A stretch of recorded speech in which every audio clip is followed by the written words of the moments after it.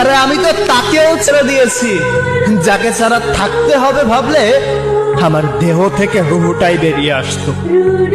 জীবনে যখন কেউ ছিল না তখন ভাবছিলাম জীবনে এমন কেউ আসুক আমার জীবনটাকে অন্যরকম সাজিয়ে দিয়ে রঙিন করে দিক। সে কিন্তু আমার জীবনে এসেছিল, সে আমার জীবন রঙিনও করেছিল। কিন্তু বিচ্ছেদের যন্ত্রণা যে এতটা ভয়ঙ্কর হবে যদি জানতাম, তাহলে কোনোদিন এই জীবনে কাউকে চাইতাম না। আমি সেই সব মানুষদেরকে একটা কথা বলতে চাই যে মানুষগুলো এখনো কোনো সম্পর্কে জড়ায় নাই।